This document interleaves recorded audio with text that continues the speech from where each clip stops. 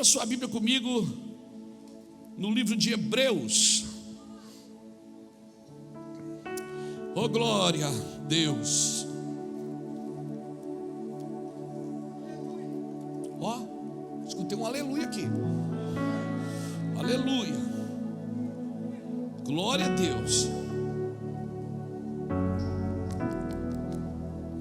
Aleluia. Glória a Deus. Irmãos, nós estamos continuando, amém?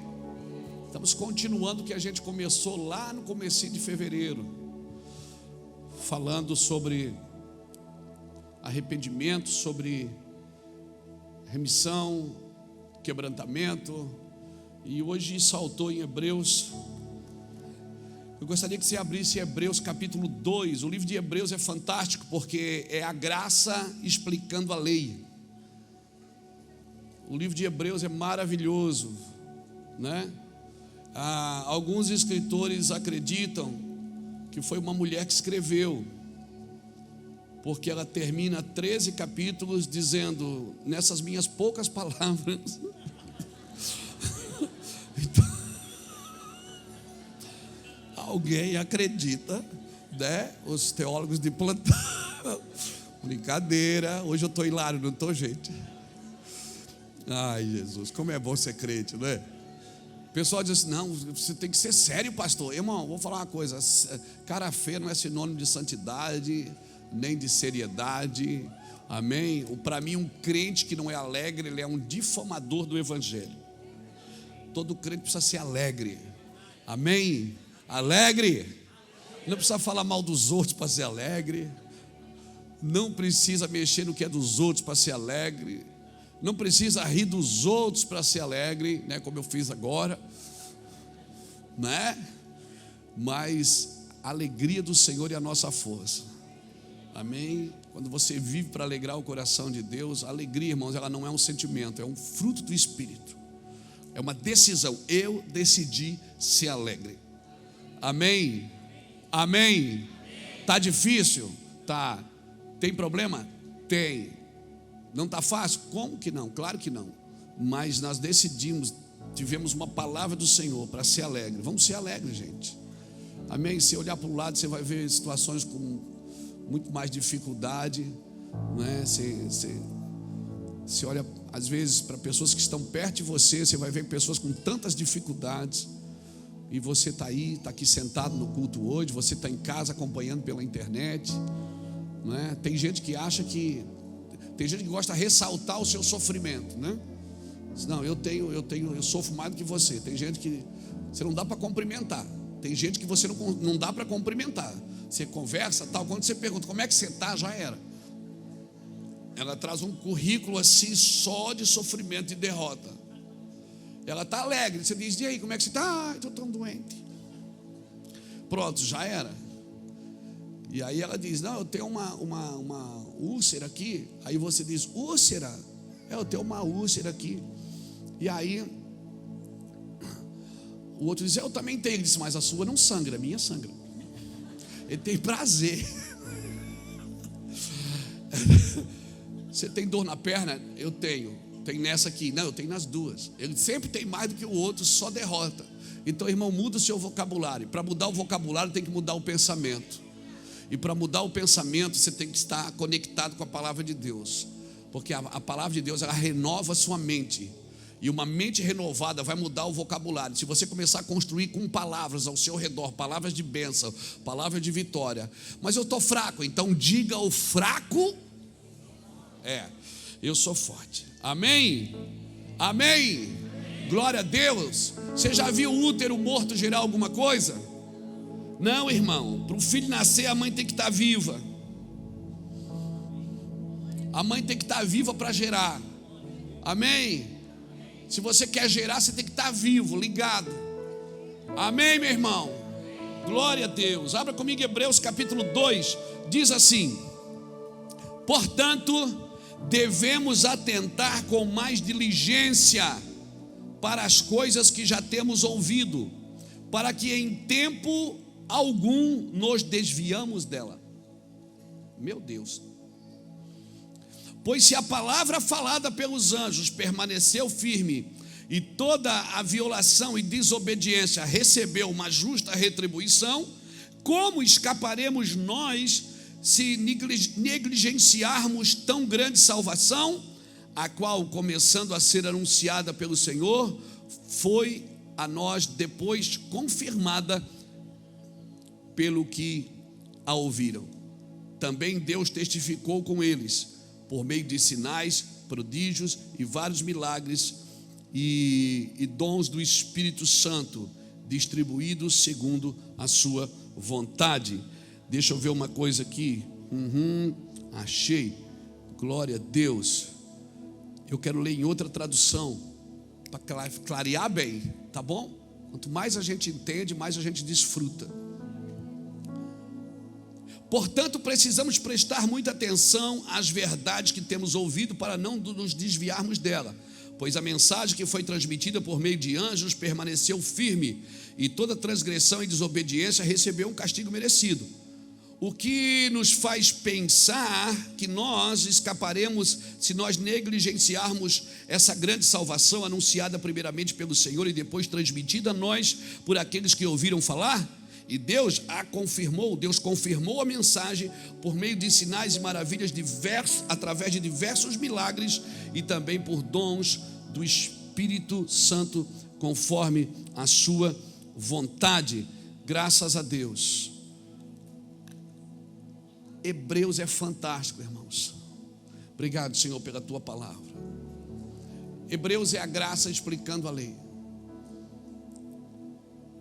É dizendo que Jesus, que viveu na lei, despejou graça sobre nós. Jesus trouxe esse corte, ensinando sobre a lei e sobre a graça, abrindo um cenário de graça para a gente, mas cumprindo a lei. Jesus não veio quebrar a lei, ele veio cumprir a lei, e ele cumpriu na risca, e abriu esse cenário de graça para nós. E aí o escritor de Hebreus, que alguns acham que é Paulo, outros não, ele diz o seguinte: se os anjos que foram desobedientes à ordem dada receberam o merecido castigo, por que você acha que nós vamos escapar se a gente for desobediente também àquilo que temos ouvido de Deus? Então, se para exemplificar, ele está dizendo o seguinte: como escaparemos nós se a gente negligenciar tão grande salvação? Deus nos chamou para fazer algo, irmãos, para viver algo a partir dele. E como que eu vou viver isso? Como? Se eu não saber quem eu sou, eu não vou fluir como eu devo. Eu preciso saber quem eu sou para me fluir como eu devo. Senão eu estou sempre olhando para a vida dos outros e me comparando com ele. E a comparação, ela é terrível, porque ela gera competição. Toda competição nasceu da comparação. Quem compara, compete. É sempre assim. E Deus nunca diz para você comparar-se com outra pessoa. Ele sempre diz: sede santo, porque eu sou santo. Sede perfeito, porque eu sou perfeito. Ele não está dizendo, olha para o João, olha para aquele. Ele está dizendo, olha para mim. Eu sou o seu aferidor de medida. Eu sou o seu modelo correto. Eu não estou dizendo que você não pode ter referências. Eu não estou dizendo que você não pode acreditar na palavra de pessoas. Eu não estou dizendo que você não tem que crer nas pessoas. Eu acho que um dos grandes atributos de Deus é crer na gente. E Deus deseja que a gente creia nas pessoas. Pastor, mas eu não creio em mais ninguém, eu não confio em mais ninguém, porque eu já amei, eu já acreditei e eu fui decepcionado. Mas amar é correr risco, né? Acreditar é correr risco de se decepcionar. O problema é que quando falham com você, você fecha a porta. E aí não vai crescer, irmão. Aquilo que era para ser maduro se tornou duro. Aquilo que era para se tornar maduro, flexível, se tornou duro e inflexível. Por quê? Porque já viveu experiência, né? Aí você vai vivendo a sua vida a partir das suas experiências e não a partir da palavra de Deus.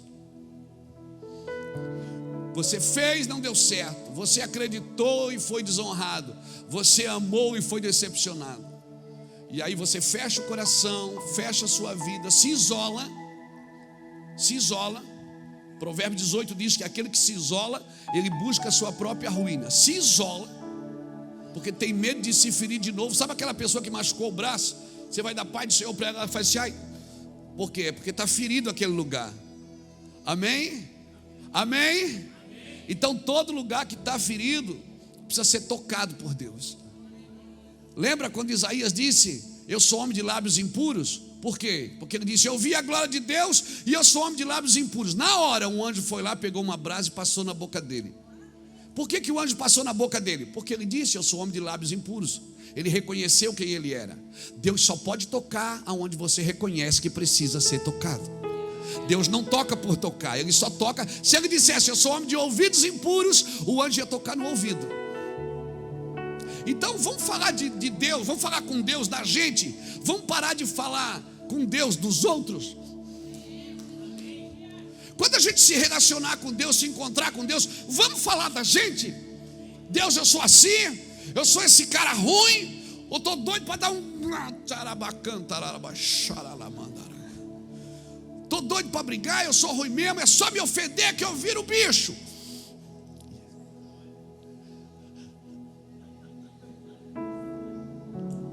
Deus sabe onde toca. E aí você vai sendo medido pelas suas ações, não, é pelas suas reações. Quem reprovou na prova tem que fazer a prova de novo. E aí você está orando lá: Deus, eu quero ser igual a Jesus. Deus diz: tá bom, vou botar uma cruz no seu ombro, vou mandar alguém para te ofender, alguém vai te machucar e vai te ferir, botar um Judas do seu lado para você chamar de amigo. Eu vou botar um cara do seu lado que está disposto a morrer por você. Diz: eu morro no seu lugar. Mas o galo canta, ele nega. Meu irmão, vamos falar de Deus, mas vamos falar da gente. Ninguém pode viver a sua vida, querido. E Deus está prestes a derramar um avivamento sobre a tua casa, sobre a tua família. Mas por favor, não põe a chave de fenda na mão de ninguém. Pega você a chave de fenda e vai apertar os parafusos que precisa ser apertado. Vai afrouxar o que precisa ser afrouxado. Fala com Deus quem você é. Que Deus só pode perdoar pecador que reconhece que é pecador. Por isso o pior tratado de Deus na vida da gente, o pior tratado de Deus na vida da gente é no nosso orgulho, na nossa soberba. O orgulho é terrível, porque ele é pior de todos os pecados, porque através dele todos os outros pecados aparecem. Obrigado pelo seu aleluia. Aleluia! Hoje eu vim de branco para parecer um anjo.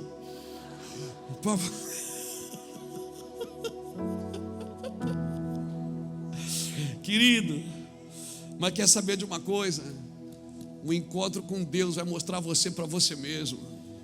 E aí ninguém mais vai precisar apontar nada para você. Você vai reconhecer que você precisa ser tocado pela glória de Deus. Sabe que esses dias eu estava dentro do avião escrevendo, lendo, escrevendo. E Deus falou uma coisa comigo, assim, eu até anotei: Luiz, a morte não mata mais a vida. Fique tranquilo.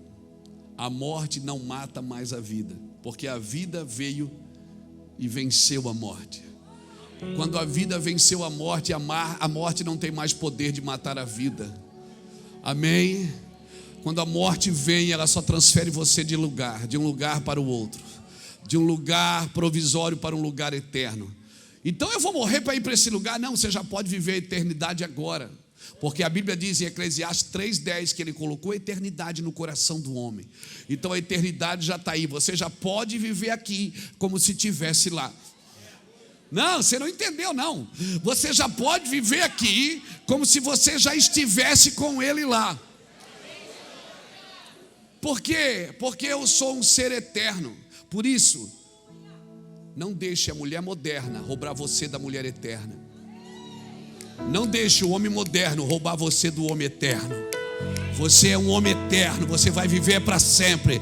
Aqui vai acabar um dia, mas nós vamos continuar dando glória. Amém? Você está me entendendo, meu irmão? Então vamos parar e ouvir a Deus. Não vamos negligenciar o que estamos ouvindo. Deus está falando com a gente. Deus tem compromisso com a profecia e não com o cenário que está aí. Pessoas veem guerra, veem peste, veem fome, já ficam tudo louco, apavorado. Meu Deus, ai meu Deus. Irmãos, cenários oscilam de tempo em tempo. Já teve pragas muito maior do que essas nas gerações anteriores. Já teve guerras muito maior do que essa nas gerações anteriores. O mundo sempre foi assim, meu irmão. É só que agora a gente vê mais porque tem internet.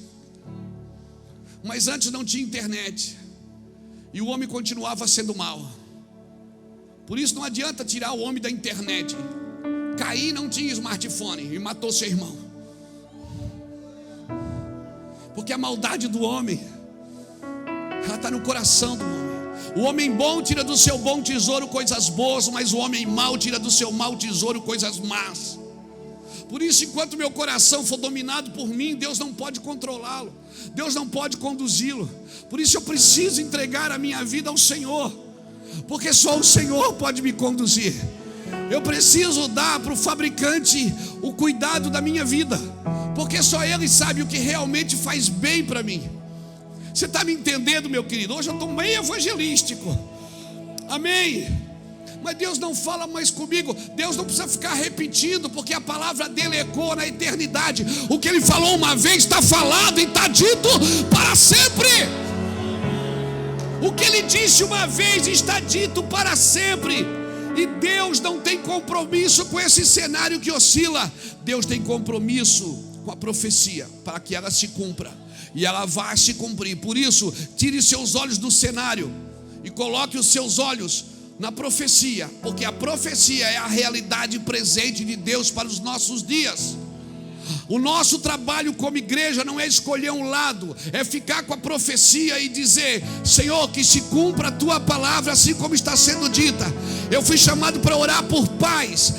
Eu fui chamado para orar por paz e não para promover guerra. Eu fui chamado para servir e não para ser servido. Eu fui chamado para alimentar e não para ser alimentado. Mas como isso? Quando eu faço o que Deus me chamou para fazer, alguém certamente vai devolver o que eu estou fazendo. Irmãos, olha para o cenário bíblico. Deus sempre usou pessoas simples. Sempre. Pessoas simples. Um menino que vai levar comida para os seus irmãos e vira rei. Um gaguinho que se torna o maior legislador da Bíblia, que disse: eu não sei falar. E o Senhor disse: mas o Senhor conhece o seu coração. Não há homem manso na terra como você, Moisés. Você está me entendendo? Um velho que jamais poderia gerar um filho na sua idade, filhos de pais idólatras, porque os pais de Abraão eram idólatras, e Deus levanta ele ali. Não me pergunte como e nem porquê, porque eu não sei te dizer. Porque só o que sabe, só quem sabe o que está no coração de cada um é Deus. Então essa frase, irmão, aquele irmão é uma bênção, eu conheço o coração dele. Não conhece o coração dele. Ninguém conhece o coração de ninguém.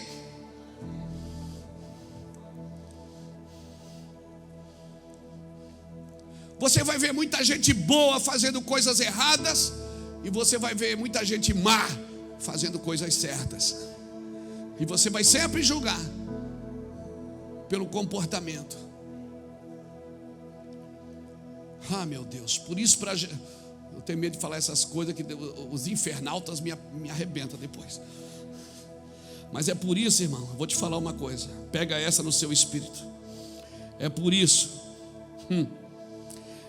que para Jesus era muito mais fácil. Ele liberava muito mais expiação para pecados de paixão do que para pecados de índole. Como isso, pastor? A religião, irmão, ela não tem expiação para pecados de paixão, pecados de imoralidade, vamos dizer assim. Mas para pecados de índole, você vai ver Jesus gastando mais energia, para tocá-los e libertá-los. Para aquilo que a sociedade chamava de bom, Jesus vinha e provava que era mal. E aquilo que estava na beira do caminho, se prostituindo, fazendo coisas erradas, quando Jesus passava, eram esses que se convertiam a Cristo. A ganância, malícia, astúcia, crueldade, soberba, egoísmo, autossuficiência, etc, etc, etc. Por isso que ele era chamado pelos fariseus de blasfemo, porque o pecado dos fariseus não aparecia. Quer saber qual é a sua diferença de um pecador? É que o pecado dele aparece, o seu não. Muitos pecados não aparecem e a gente trata os pecados públicos. A gente não tem expiação suficiente para perdoar pecados públicos. Aquela é prostituta, aquele é gay, aquele não sei o quê, aquele não sei. Mas a gente não trata com a mesma severidade o pecado de ganância, de soberba, de egoísmo, de prepotência, de injustiça, de autossuficiência, de crueldade. Tem gente que não é imoral, irmão. Não assiste pornografia não, mas é cruel, é maligno. Maligno nas suas palavras, maligno na sua astúcia. Peraí, o senhor está dizendo que eu posso pecar e não? Não, eu não estou dizendo isso. Eu estou dizendo que pecado é pecado. Mas olhe para a forma que Jesus tratava. Por isso que ele foi na plebe. Por isso que os homens que serviam Jesus eram homens insignificantes, pessoas insignificantes. Imagina, Jesus passou na frente de um prostíbulo, as mulheres se converteram e começaram a seguir ele no ministério. Imagina quando ele passava na frente do templo, aquela mulherada que estava no prostíbulo, estava seguindo ele. Agora um dizia para o outro: aquela lá não é.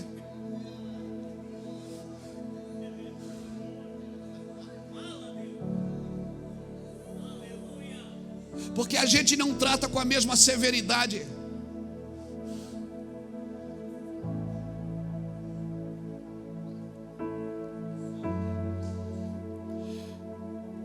A piedade de Jesus, ela foi reservada aos pecadores imorais, cujos pecados eram públicos. Preste atenção, o que é que eu estou dizendo? Eu estou dizendo que uma ofensa contra a virtude contava menos para Jesus do que uma ofensa contra o amor. Porque as pessoas que são assim, irmãos, egoístas, soberbas, elas não têm amor pelo outro. Peraí, pastor, eu estou dizendo que a expiação da cruz, ela pode liberar menos severidade para o imoral, que caiu em pecado, que adulterou, que assistiu pornografia, do que o cruel, que está tudo arrumadinho, bonitinho, mas que o seu coração é um sepulcro caiado, que o seu coração é cruel, corrupto, astuto, que vive armando cilada para os outros. Pegou no seu espírito o que eu quis dizer? A minha pergunta é, preste atenção: quem gera mais sofrimento? Quem gera mais sofrimento? O jovem que pecou contra si mesmo na sua loucura selvagem, mas foi lá e se arrependeu?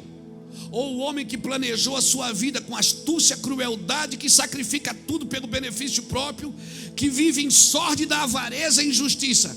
Qual que provoca mais sofrimento para a sua geração e para aqueles que estão próximos? É aquele que peca contra si mesmo, ou aquele que vive construindo a sua vida na maldade, passando por cima de tudo e de todos como um rolo compressor? É por isso que quando Jesus chegou em Jerusalém, sabe aonde ele foi? Ele foi primeiro no templo.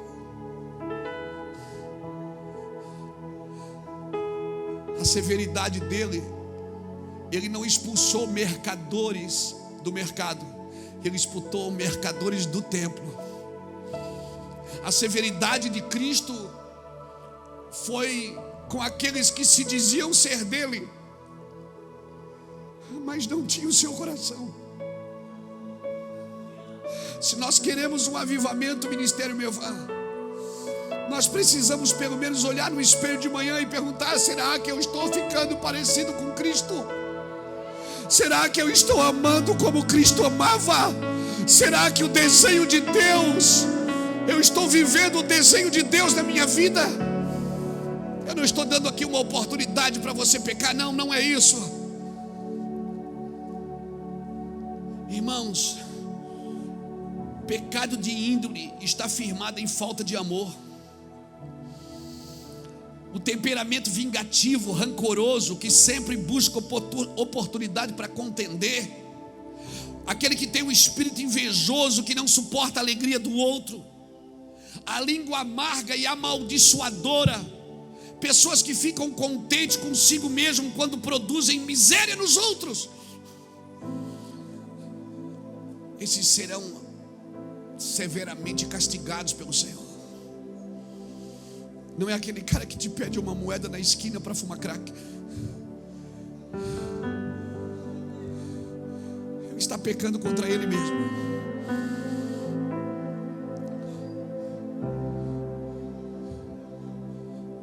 Quem precisa de Deus é o cruel, é o corrupto, que com uma caneta faz nações brigarem. Jesus passou pelos simples. E até hoje as pessoas acham que o evangelho é só para o pobre. O rico não precisa do evangelho, porque Jesus começou com os simples. Ele começou com os simples, com os incrédulos, com os mentirosos. Por que ele não começou com os corajosos, com os ousados? Porque é muito mais fácil gerar ousadia e coragem no simples do que gerar simplicidade no corajoso e no ousado. Jesus é simples. Ele quer usar na nossa simplicidade: aprendei de mim, porque sou manso e humilde de coração. Como eu posso aprender com alguém que é tão humilde de coração e me tornar alguém soberbo, prepotente? Como eu posso me achar a última Coca-Cola do deserto?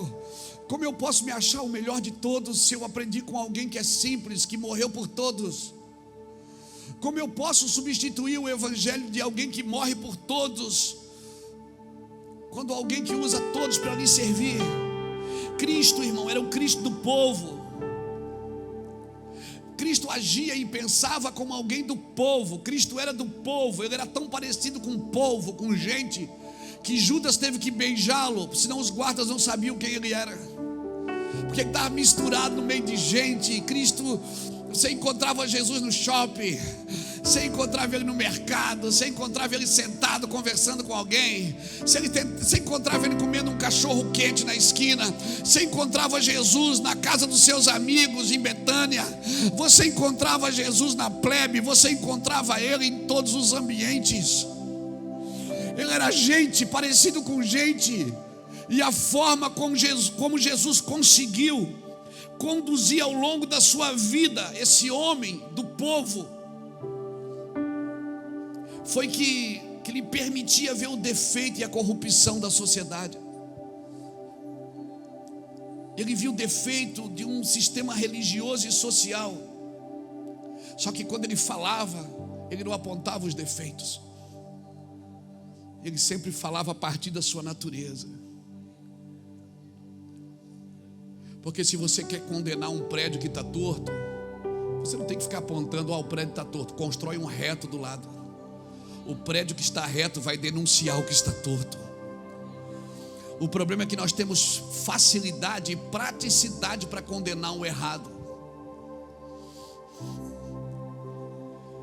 mas não temos vida para construir algo certo. A nossa vida, irmãos, ou a gente é uma bênção ou é uma maldição. Me perdoe falar assim, mas é. Então eu quero rasgar meu coração aqui hoje e dizer: vamos prestar atenção no que Jesus está dizendo. Não, mas eu leio a Bíblia todo dia. Mas se você só lê e não prestar atenção na voz, você só vai conhecer versículos. E na maioria dos versículos é sempre para os outros, nunca é para você. Se você só lê a Bíblia, mas não deixar o Espírito conduzir você pelas verdades, porque quando você está lendo a Bíblia com o Espírito Santo, as letras saltam no seu espírito, e você começa a se deparar com um único homem que você consegue enxergar quando está com Deus, é você. Porque quanto mais você entra, mais insano você se sente, mais impuro você se sente, mais inadequado você se sente. Por isso eu conheço uma pessoa quando ela anda perto de Deus, porque uma pessoa que anda perto de Deus, ela não fala mal de ninguém, só fala mal dela, porque o único pecador que ela enxerga é ela mesma. Alguém está me entendendo aqui, Jesus? Por isso que é tão difícil entrar. É melhor que alguém ponha a mão na minha cabeça. Por isso é tão difícil mergulhar nas profundezas do coração de Deus. Não, mas eu sou íntimo de Jesus. Você não tem que ser íntimo, você tem que ser verdadeiro. Porque você pode ser íntimo e não ser verdadeiro.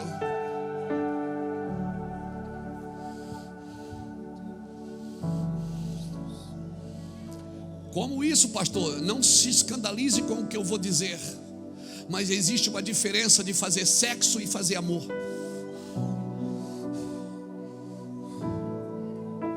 Porque amor você faz com quem você ama. Sexo não precisa ser com quem você ama.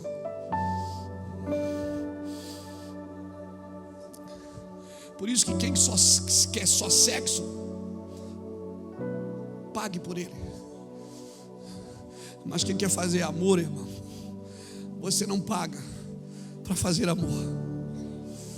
Por isso, se a igreja do Senhor só vive de programas em programas em programas, sabe o que é que ela gera? Ela gera garotos de programas, que só querem programas, não geram intimidade com o Espírito Santo. Aleluia. Alguém está me entendendo aqui nessa noite tão pesada? Há tanta densidade de Deus aqui nas nossas vidas, irmãos. Por favor, eu não quero carregar você para o sensacionalismo, mas alguém levante a mão e diga: eu estou entendendo isso. Eu estou entendendo isso, Luiz.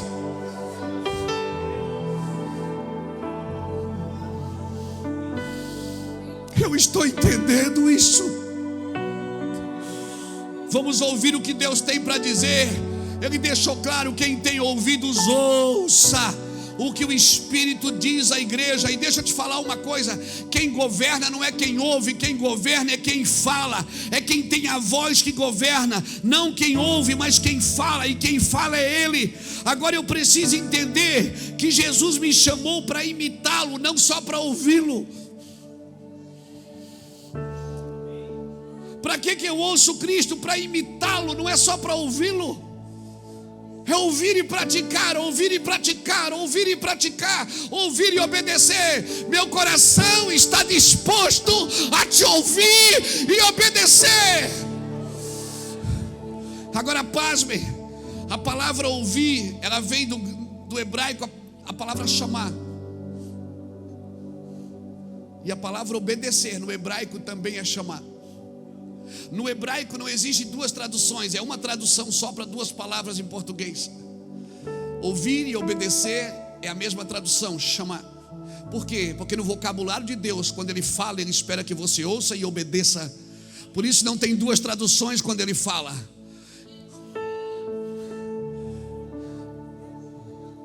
Eu quero ouvir, mas eu quero obedecer. Aleluia. Eu sei o que está escrito. Pastor, eu estudo a Bíblia. Eu também sei o que está escrito, mas também deve saber o que sai da boca dele. Porque se você só sabe o que está escrito, você só sabe versículos, mas perdeu a voz. E aí quando você liberar essas palavras, ela não tem vida. Ela não tem vida. Sabe por quê? Porque as palavras que você lê não têm vida em você. Mas se as palavras que você lê criarem vida em você, quando você falar para alguém, vai criar vida na vida dela também. Vai criar vida na vida dela também. Abra comigo a sua Bíblia em Êxodo 25, versículo 21. Deus está dando instrução para Moisés sobre como fazer a arca, como fazer o tabernáculo. Então em Êxodo capítulo 25, Deus diz para Moisés: levanta uma oferta. Fique tranquilo, eu não vou fazer oferta. Deus fala para Moisés: fala aos filhos de Israel que me tragam uma oferta. E Deus começa a dizer como que Deus quer o tabernáculo. Deus dá a medida do tabernáculo. E sabe qual é o primeiro objeto do tabernáculo que Deus manda fazer? A arca. Por quê? Porque a arca ficava lá dentro do tabernáculo. E tudo que Deus trabalha, Ele sempre trabalha de dentro para fora. Nunca é de fora para dentro. Quando você chega na religião, a religião quer enfiar para você doutrinas humanistas que aprisionam você. Deus não, Ele trabalha de dentro para fora. Porque quem é trabalhado de dentro para fora vai viver na modéstia, vai andar com virtude, vai caminhar em integridade. O primeiro objeto que Deus mandou Moisés fazer foi a arca. E aqui nesse versículo que eu vou ler, ele está falando sobre o propiciatório, como que ele queria o propiciatório. É justamente aquela tampa que ficava em cima da arca, uma tampa de ouro, que saía os 2 querubins assim. Olha o que Deus diz para Moisés no capítulo 25 e o verso 21. Porás o propiciatório em cima da arca, e dentro dela porás o testemunho que eu te darei. Ou seja, a Torá. O Pentateuco. Deus disse: você vai pôr dentro da arca o testemunho que eu vou te dar. Você vai colocar o Pentateuco aí dentro. Eu vou te dar as leis e os mandamentos, eu vou dar para você. Você vai colocar dentro da arca. Porás o propiciatório em cima da arca, e dentro dela porás o testemunho que eu te darei. Ali eu virei a ti, e de cima do propiciatório, no meio dos 2 querubins que estão sobre a arca do testemunho, falarei contigo acerca de tudo que eu te ordenar para os filhos de Israel. Você entendeu o que Deus estava dizendo? Deus estava dizendo: eu vou te dar o livro para você colocar dentro da arca. Dentro da arca tinha o quê? O livro, tinha o pergaminho, tinha a vara de Arão que floresceu, e tinha o maná do deserto. Deus disse: isso você põe dentro da arca. Mas em cima da arca, no meio dos 2 querubins, o que é que tinha no meio dos 2 querubins? Não tinha nada. E Deus disse: é ali que eu virei e falarei contigo. Mas eu já tenho o livro. Não, mas você precisa da voz.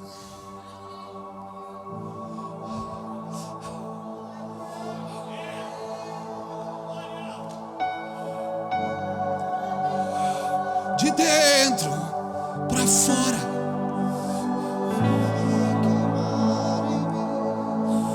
Ali,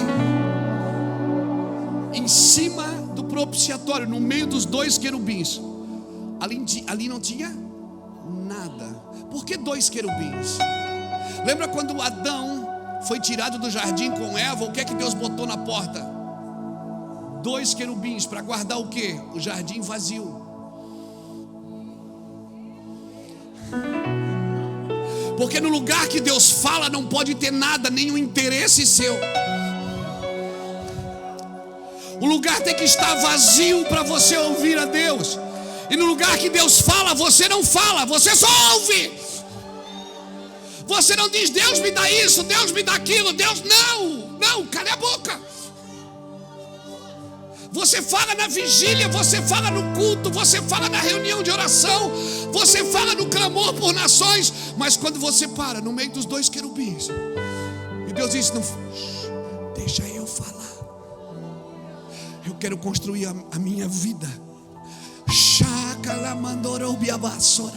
está me entendendo? É isso que Hebreus está tentando dizer. Você precisa ouvir o que eu tenho para te dizer. Você já sabe o que está escrito, isso está dentro de você, porque você lê a Bíblia. Mas tem uma voz que você nunca ouviu. É por isso que os caras piram, porque eles leem, mas não ouvem. Tem gente que só lê, mas não ouve, Felipe. E quem não ouve, foi isso que o meu Jesus veio fazer. Ele disse: vocês ouviram o que foi dito, vocês leram. Eu, porém, estou dizendo uma coisa que vocês não ouviram ainda. Vocês ouviram o que foi dito, olho por olho, dente por dente. Eu, porém, vos digo. Jesus não estava anulando a lei, ele está dizendo: escuta a voz, eu sou o verbo vivo, a palavra viva, o verbo que se fez carne. Eu não sou algo escrito, eu sou algo dito. Você está me entendendo? Você está me entendendo? Você precisa parar, entrar no seu quarto, fechar a sua porta e ficar em silêncio. Não leve pedidos de oração, não leve lista de compras. Fique lá. Deus deu uma canção para o Reuel, um dia que nós pregamos sobre isso. Aonde foi, Reuel? Café de Campinas. Nós pregamos lá em Campinas, no Café de Pastores. Pregamos sobre esse texto. E Deus deu uma canção para o Reuel lá, sobre isso. Deixa eu te falar uma coisa. Sabe por que você ora e não acontece nada? Porque é só você que fala. Você só conta defeito, problema e derrota. Você não está esperando, você não está ouvindo. Eis que eu faço nova todas as coisas. Quando você... Ah, meu Deus, alguém está me entendendo aqui? Alguém está me entendendo? Se você ouvir o que eu tenho para dizer, você nunca mais vai querer falar. Eu só quero ouvi-lo.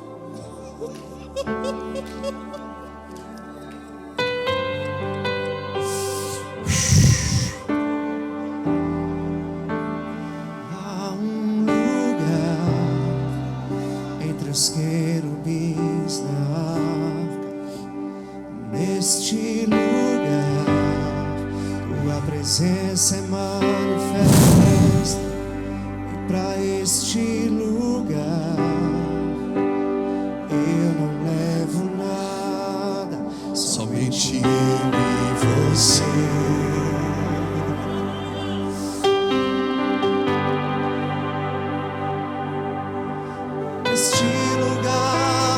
Críticas e aplausos. Neste lugar descanso em teus braços. Não há lugar para a glória de homens, só para a glória do Pai.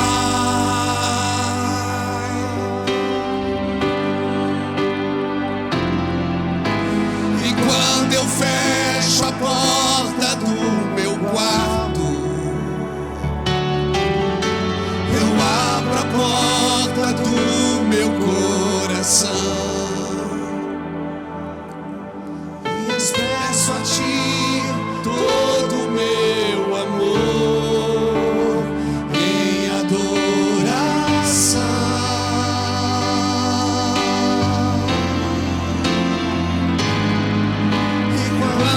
Fecho a porta do meu quarto, eu abro a porta do meu coração, expresso a ti todo o meu amor em adoração.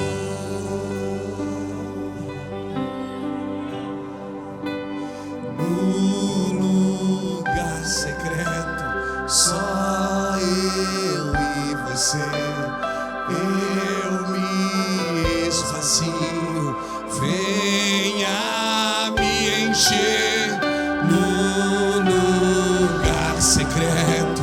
Só eu e você, eu me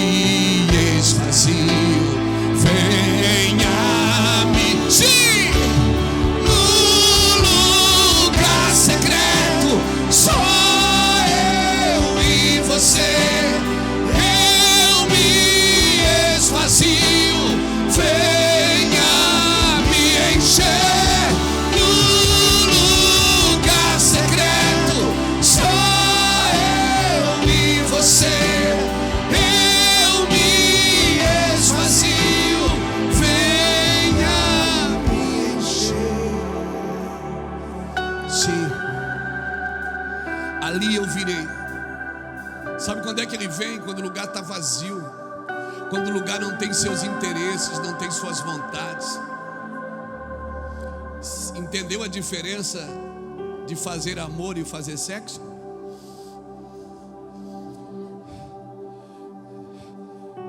É que para fazer amor você não precisa de nenhuma ajuda externa. É só você e quem você ama. Às vezes sem palavras, só de olhar. Deus está convidando a sua igreja para chegar mais perto dele. Deus está convidando a sua igreja para largar as bolsas da bênção, para largar as filas de prosperidade, para soltar os seus interesses pessoais e entrar na fila do não leve nada. Chegue vazio, se esvazie, eu vou te encher. Sabe o que você está precisando? Sabe o que você precisa? Não é de dinheiro que você precisa, é de Deus. Sabe que você precisa de um lugar para estar com Ele, só você e Ele. Ali Ele vai falar sobre dinheiro com você. Ali alguém diz: não, mas se eu casar, se eu tivesse casado seria mais fácil. Não. Uma das traduções da palavra solteiro é sou inteiro. Só deveria entrar num casamento quem é inteiro, não quem está pela metade. Eu não caso para me completar, eu caso porque eu sou completo em Deus. Eu caso para fazer o outro melhor do que eu, mais feliz do que eu. Casamento é isso, é por isso que as pessoas têm dificuldade de lidar com ele, porque você se anula por causa do outro. É exatamente isso que Deus fez com você. Se esvaziou a si mesmo, tomou a forma de servo e foi obediente até a morte de cruz. Ali você não põe nada. Dentro da arca está tudo aí dentro, mas no lugar que eu venho você não leva nada. Não leva os seus pedidos, não leva as suas vontades. Se esvazie, só mostra quem você é. Ali eu virei e falarei contigo sobre tudo o que tu deves falar. É por isso que às vezes você ouve uma mensagem daqui desse púlpito, você diz: cara, que palavra. É a palavra igual que você está lendo. É a mesma palavra que qualquer um prega. A diferença é que eu não conheço a Bíblia do Senhor, eu conheço o Senhor da Bíblia. Eu não conheço a Bíblia de Deus, eu conheço o Deus da Bíblia. Sabe que faz tempo que eu não falo com ele, porque desde que eu parei para ouvi-lo, não sobrou mais palavras para mim. Porque cada vez que eu vou pedir por alguma coisa ou tratar de alguma coisa, ele já tem falado. Então eu só aproveito. Deixa eu te falar uma coisa séria. Hoje nós temos muitas mesas de comunhão, e são importantes as mesas de comunhão, pastor Vanes, pastor Ulisses, que trabalham bastante nas mesas de comunhão do ministério. Pastor Ney, que é um homem que recebe todo mundo na casa, faz café, o Vanes no churrasco. Os dois aí estão na benção, sempre recebendo muita gente em casa, festa. Hoje nós temos muitas mesas de comunhão e elas são importantes, mas nunca saem do altar por causa da mesa. Ministrar a Deus ainda é mais importante do que ministrar pessoas. Você não começa um relacionamento a partir da mesa, você começa a partir do altar. Por isso que é difícil, se dois sentarem numa mesa e só um estiver no altar, o relacionamento não permanece. O que permanece é quando o relacionamento parte do altar. Deixa eu contar um segredo para você, mas por favor espalhe. Há um tempo atrás eu estava em crise. Quem aqui já teve crises? Eu tenho uma a cada 10 minutos. Mas não é crises existenciais. É para não desobedecer, para saber se eu estou fazendo a vontade de Deus mesmo. Porque às vezes as pessoas tiram a gente do centro da vontade de Deus. Elas querem que faça a vontade delas. E por não fazer a vontade das pessoas, muitas vezes as pessoas querem o meu sim quando eu tenho que dizer não, e querem o meu não quando eu tenho que dizer sim. Sabe que foi por causa das pessoas que Moisés não entrou. E às vezes o seu pastor não está aqui com você. Às vezes o seu pastor não tem tempo para atender todo mundo. Mas sabe de uma coisa? O seu pastor está no altar, falando com aquilo, conversando e ouvindo aquele que é necessário ouvir no momento. Às vezes as pessoas querem conversar, e é importante ouvi-las. A comunhão é necessária, por favor, não desabilite a comunhão, mas ela só pode partir a partir do altar. Quando a igreja começou a crescer, sabe o que é que os apóstolos fizeram? Sabe o que é que Jesus fez como a igreja quando começou a crescer? Ele chamou 12 apóstolos para andar com ele. E quando a igreja dos apóstolos começou a crescer, sabe o que eles fizeram?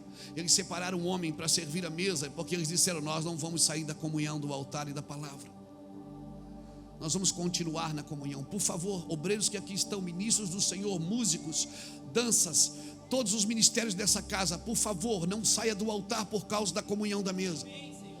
A comunhão da mesa é o extrato de homens e mulheres que vivem no altar. Não tentem só comunhão para segurar as pessoas na igreja. Pessoas são seguras pela presença de Deus, não por nenhum atrativo. Pessoas vêm no lugar onde Deus está, ou então quando alguém está prometendo alguma coisa para elas.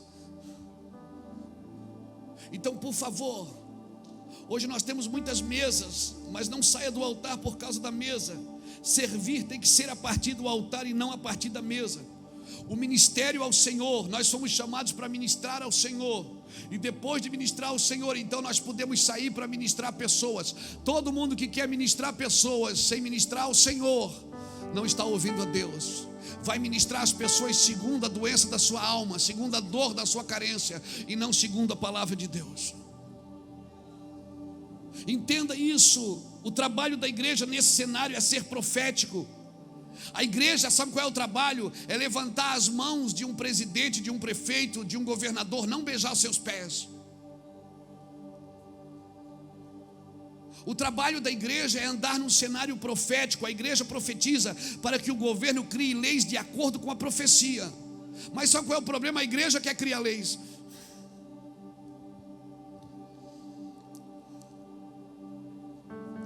Não, queridos, porque num avivamento até as leis injustas contribuem para um avivamento ser único e genuíno de Deus. Por isso todo profético deve ser escatológico. Todo profético deve sempre pensar na volta de Cristo, não no benefício do outro ou no benefício de si mesmo. Todo profético precisa ser a volta de Cristo. Seu propósito é a cruz, não é o trono. Lembra quando Jesus fazia um milagre e se escondia? Por quê? Porque as pessoas queriam coroá-lo como rei. Se você ler João capítulo 6, o capítulo que eu li na semana passada, no domingo passado, se você ler o versículo 14 e 15, você vai entender o que eu estou dizendo de João capítulo 6. Depois da multiplicação dos pães, Jesus teve que se esconder, porque eles queriam colocar ele num trono, queriam coroá-lo como rei. Depois de fazer milagres, ele teve que fugir, porque pessoas queriam colocá-lo no trono. E deixa eu te falar uma coisa: nem sempre é o diabo que nos tira do trono, e nem sempre é Deus que nos coloca no trono. Amém? Amém, irmãos? Então como é que eu espero isso, pastor? Ah, meu irmão, eu vou para outro texto para a gente ir embora. Abra comigo 2 Pedro.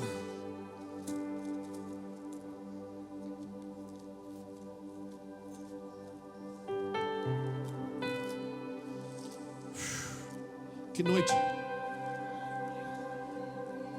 Que noite, Jesus. Que gloriosa essa palavra.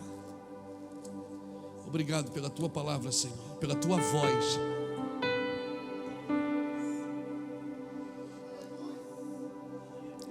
Deixa eu te falar uma coisa. A Torá, o Pentateuco, estava com os sacerdotes no templo, não estava com João Batista no deserto. Mas quando perguntaram quem ele era, ele disse: eu sou a voz do que clama. Ou seja, eu sou só a voz, tem alguém clamando dentro de mim. Tem um clamor dentro de mim. A voz, ela não fala de si mesma. A voz, ela empresta a sua voz para o clamor de Cristo dentro dela.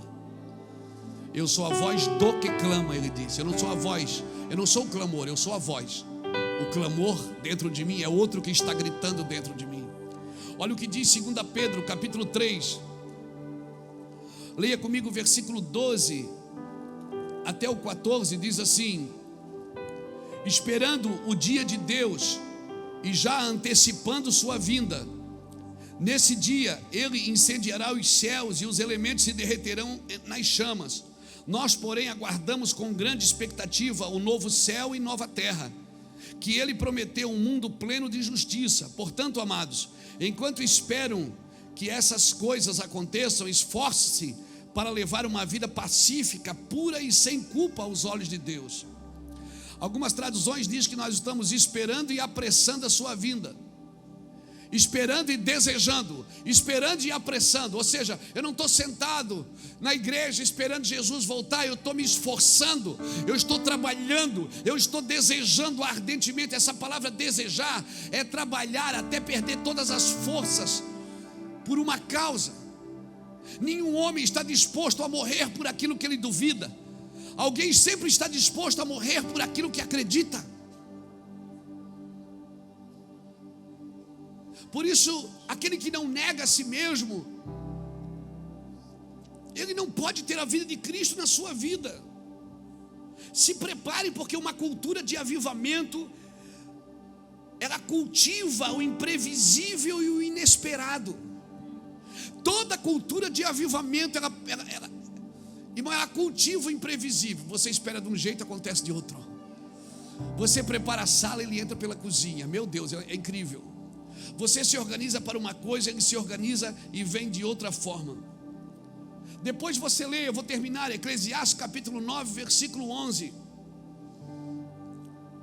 O escritor de Eclesiastes, Salomão, ele diz assim: eu vi ainda debaixo do sol, observei outra coisa debaixo do sol, ele diz: aquele que corre mais rápido nem sempre ganha corrida, e o guerreiro mais forte nem sempre vence a batalha. Às vezes os sábios passam fome e os sensatos não enriquecem, e os instruídos não alcançam sucesso. Tudo depende de estar no lugar certo, na hora certa. Em outras traduções diz: não é do ligeiros o prêmio, nem dos valentes a vitória,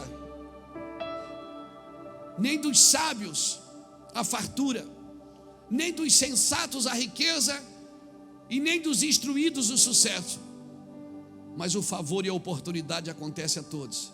Então o que eu preciso fazer? Eu preciso estar no lugar certo, na hora certa. Então, se eu sei que Jesus vai voltar, eu preciso estar com Ele. Eu preciso estar com Ele. Jesus vai arrebatar a igreja, irmãos. Por isso que eu estou na igreja, mesmo não concordando com tudo. Alguém uma vez foi me procurar no meu escritório e disse assim: pastor Luiz, eu vou sair do ministério. Eu digo: eu vou embora da igreja. Eu digo: por quê? Porque eu não concordo. Eu disse: irmão, leva eu junto. Eu também não concordo. Ele disse: mas o senhor é o pastor presidente. Eu disse: para você ver, você tem opção, eu não tenho. Você não concorda com muita coisa aqui, e você acha, porque eu sou o pastor presidente, o fundador do ministério meu, você acha que eu concordo com tudo que acontece aqui? Ele disse: não. Eu digo: claro que não. Então por que o senhor não faz nada? Eu disse: porque a minha oração é que as pessoas façam o que é certo, da forma certa e do jeito certo. Porque se eu tiver que mandar todo mundo, já não é mais por amor, é por regras. E aonde o regulamento é forte, o relacionamento é fraco.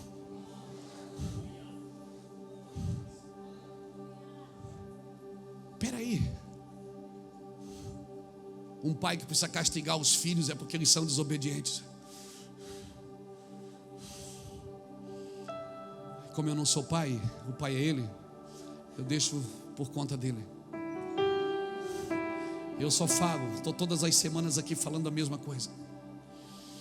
Alguns se ofendem, alguns me ofendem, mas eu continuo.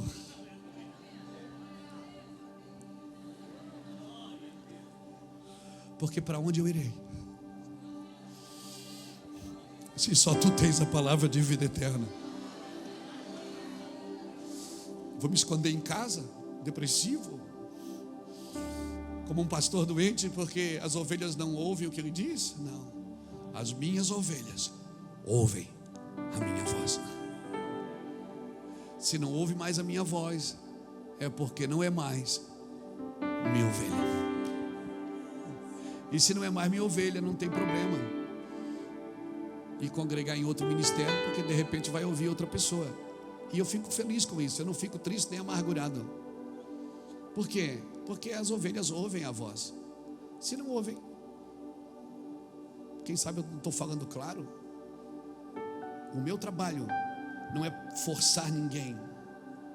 O meu trabalho é estar no lugar certo, na hora certa, pregar o evangelho de Jesus. Amém? Como diz o meu amigo Felipe Vilela, nós não somos gurus da internet, irmão. Aonde? Não sou um guru da internet. Eu não sou um produto da mídia. Eu nasci no altar. Eu fui gerado num quarto de oração, no monte, na casa de oração da irmã Vanira. Pernilongo comendo a gente e a irmã Vanira cantando Jacó, segurou o anjo. E a gente segurava o anjo, né, Gladys? A noite inteira, né, Gladys? Nós segurava o anjo. E quando acabava, cair 100 pessoas de segurar o anjo, estava amanhecendo o dia, nós descíamos. Ninguém orou por ninguém, ninguém nem entendeu muito o anjo, mas a gente estava ali porque a gente queria. Eu não sou um produto da mídia, irmãos. Eu não estou atrás de likes. Não, eu não sou um guru da internet, onde a minha live é o caminho, onde o meu livro é a verdade e onde o meu curso é a vida. Não, eu não sou esse cara. Eu tenho livro, tenho live e tenho curso, mas isso é só para agregar na presença daquele que vive e reina para todo sempre. Eu não sou esse cara. As pessoas não se alimentam de você, bota isso na sua cabeça. Elas se alimentam do Cristo que você serve para elas. Amém? Amém? Mas eu amo Jesus. Tu me amas? Então apacenta as minhas ovelhas. As ovelhas não é minha, as ovelhas é dele, tudo dele, a igreja é dele, o arrebatamento é dele, a cura é dele, o poder é dele, porque dele, por ele e para ele são todas as coisas.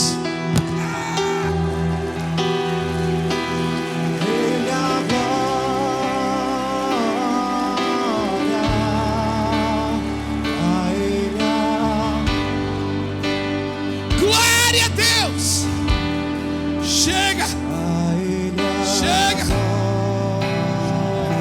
Domingo que vem a gente continua. Pra sempre. Amém.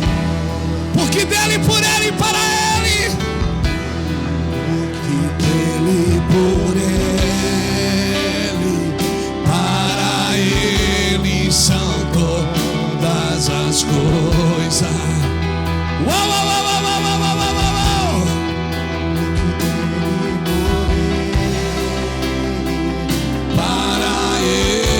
São todas as coisas.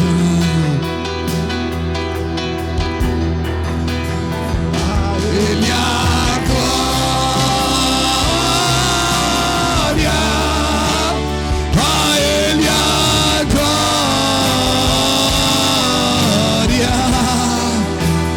a ele a glória, para sempre.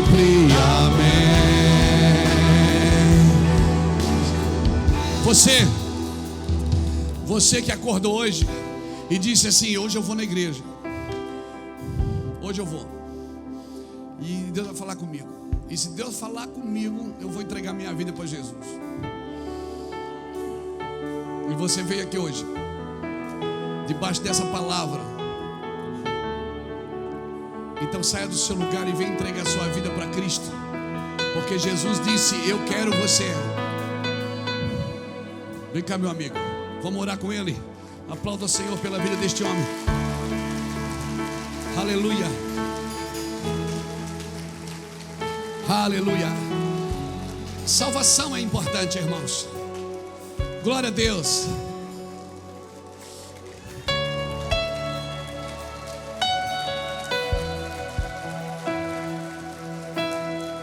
Não, tá fraca essas palminhas aí, irmão. Glória a Deus. Glória a Deus! Ei! Cadê você? Cadê você?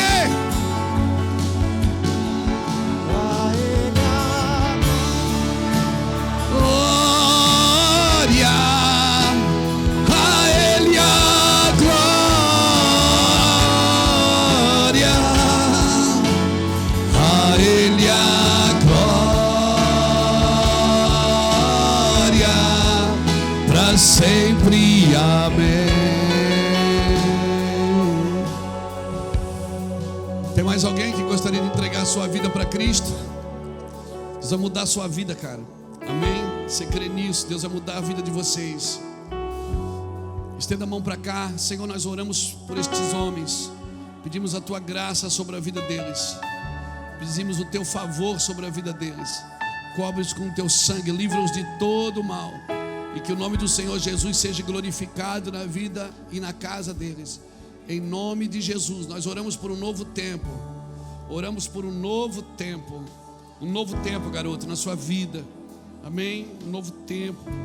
Essas mãos aí vão tocar, vão ministrar o coração de Deus poderosamente. Amém?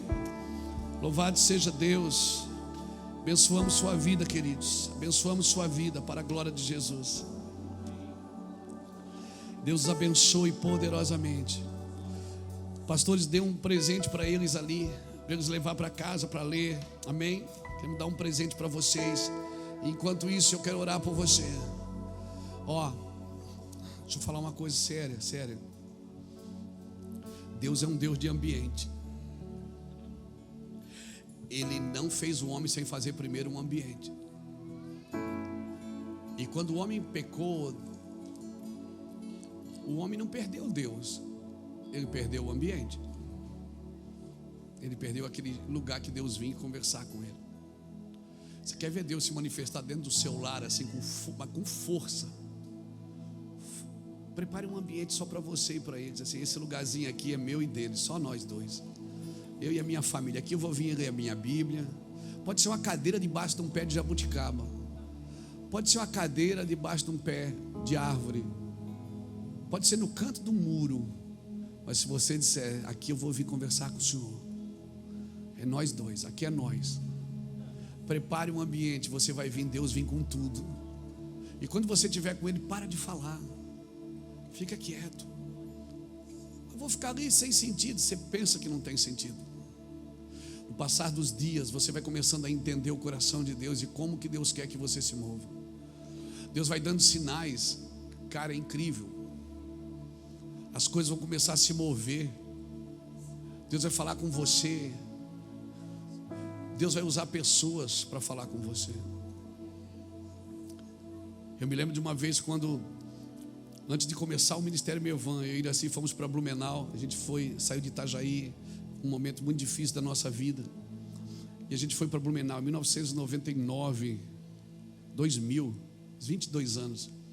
E nós saímos para procurar uma casa para a gente morar. A gente não tinha dinheiro, não tinha crédito, não tinha nada. E aí chegamos em várias imobiliárias e as pessoas não alugavam para a gente, porque a gente não tinha condição de fazer o cadastro. E aí abre no nome daquele, no nome dele. Eu disse, não, eu tenho um nome. Se Deus não vai fazer no meu nome, eu acho que Deus não me quer aqui. E aí nós fomos, né, assim, a gente saiu andando assim na pracinha e diz assim, nós vamos na última imobiliária. Se não der, a gente vai embora. Vamos entender que Deus não quer a gente aqui. É assim que a gente faz, até hoje. E a gente saiu andando, e fomos lá na frente, tinha uma feirinha hippie. Aqueles babilac tudo no chão. Aí nós passamos, tinha um hippie. Eu só me lembro dele ter tirado o óculos assim, e olhar para mim e dizer assim, aí branco, vai dar tudo certo, velho. Se liga, pô, vai dar certo. Eu olhei para ele assim e disse, amor, Deus quer a gente aqui, vai dar certo. Quando nós chegamos na imobiliária, a imobiliária era de um pastor. E quando eu dei paz do Senhor para ele, ele deu paz do Senhor para mim. Eu disse, essa imobiliária é a imobiliária do fulano de tal. Eles, não, vou alugar casa para você sem problema. Deus ainda quer se manifestar com você. O problema é que você ficou muito inteligente. O problema é que você não acredita mais nas probabilidades. Você não considera as probabilidades. Você, na sua conta 2 é 2, ainda é 4. Na sua conta 5 pães, 2 peixes, come um menino. Você não se dá o direito de pensar que Deus pode fazer milagres. E pode fazer muito além daquilo que pedimos ou pensamos, segundo o seu poder que em nós opera.